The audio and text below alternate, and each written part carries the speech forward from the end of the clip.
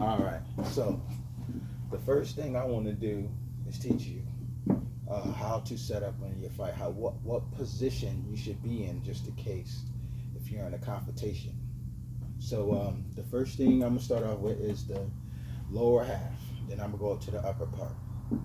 So what you want to do is have one foot put it this way, and one foot pointed slightly this way. You want to get that firm base. All right.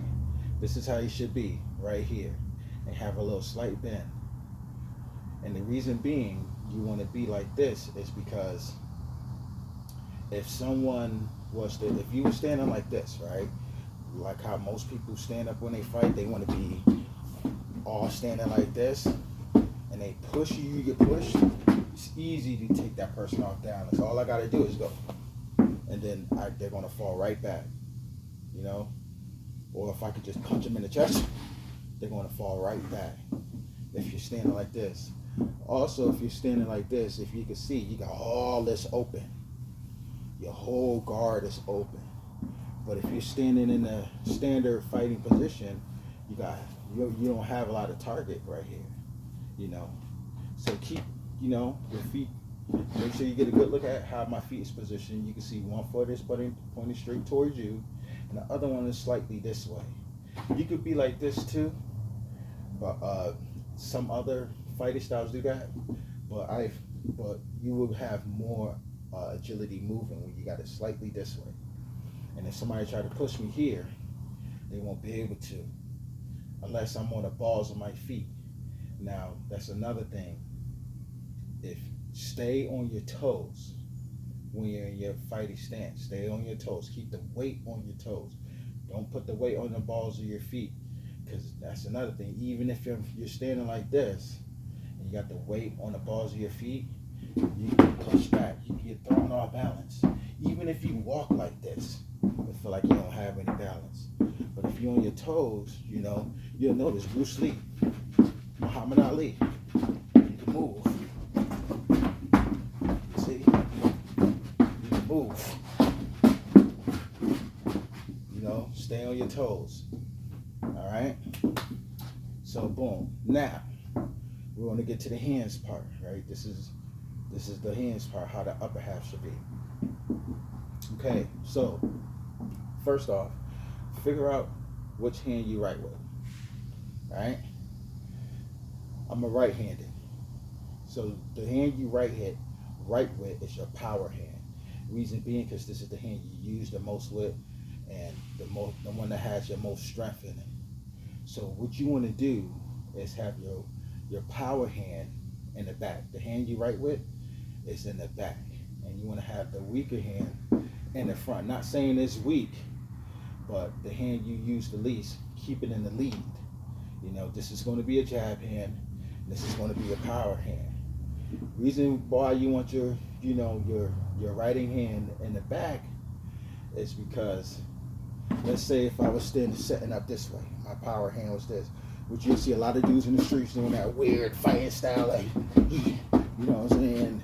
They're leading with, actually they're like all lateral, all open, but they lead fighting style. Their power hand be up here, and it's fine if you got hair, but and you got strength here. But if you got it back here, your power hand, and you throw it here all the way from Mississippi, is way more stronger. So imagine, see that? It's strong, but when you throw it from back here, you go, ooh, it's way more powerful. And you can see as I punch it, I got the body, the leg into it. But that's striking. We're not going to get there. So keep the power hand here, and your lead hand, the hand you don't write with here, and make sure your feet is in the same position. So if you're left-handed or southpaw, you just switch. Your power hand here, and your lead hand, the hand you write with here, and the hand you don't write right here. That's going to be a jab hand. This is going to be a fighting hand. your setup hand, your power hand. All right. So what you want to do, you know, because I'm right-handed, you know, I got my left foot first, my right in the back. Right. You put your hands out where your chin is. You know, because this is where you want to protect.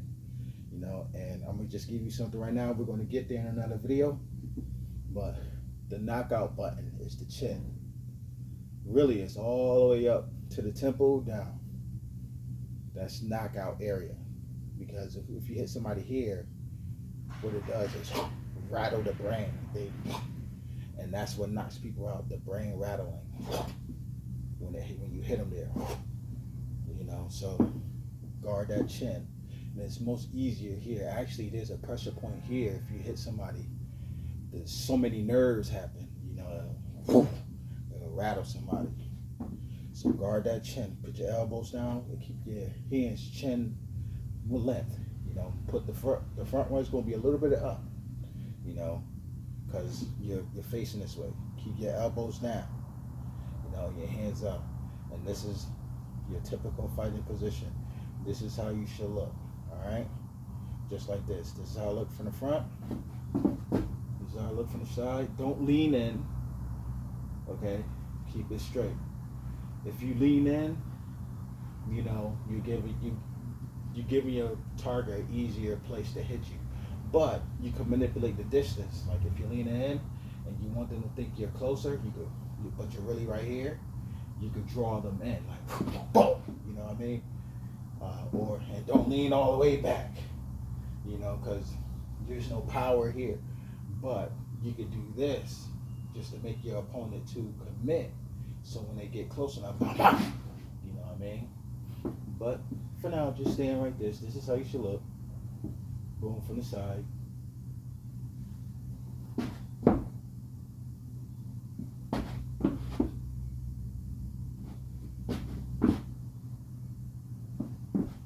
All right, elbows down, just like this.